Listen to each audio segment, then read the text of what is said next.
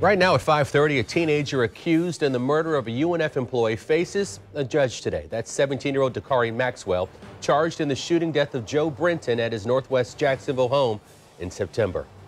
Maxwell pleaded not guilty to second-degree murder charges this morning. He is being tried as an adult. Channel 4's Scott Johnson was in the courtroom where he learned of new information that could be critical in this case.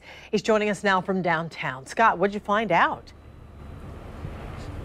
Well, Joy, it was a brief hearing today at the courthouse, but one thing prosecutors brought up is they have to go through 13 to 14 discs that they say will be critical in this case. In court, prosecutors did not clarify what the discs they have contain, but we do know police say they cracked this case by monitoring jail phone calls from Jacorian McCrae, who police say is the mastermind of this case. Investigators say McCrae, who was awaiting trial for burglarizing Joe Brenton's home in 2014, plotted to intimidate Brenton.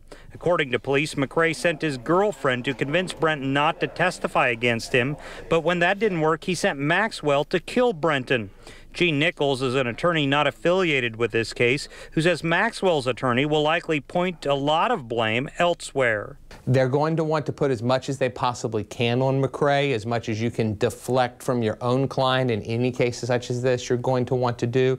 That being said, again, what happened at that house and whether or not there was an altercation, an incident, something that then led to the death of the victim.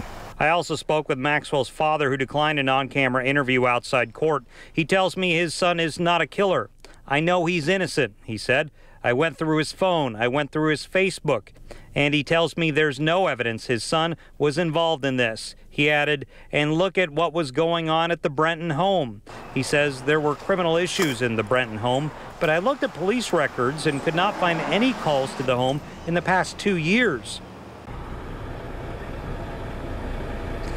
And Dakarai Maxwell will have his next pre-trial hearing here at the courthouse November 30th. Hopefully we'll find more on those discs at that point. We're live downtown at the courthouse. Scott Johnson, Channel 4, the local station.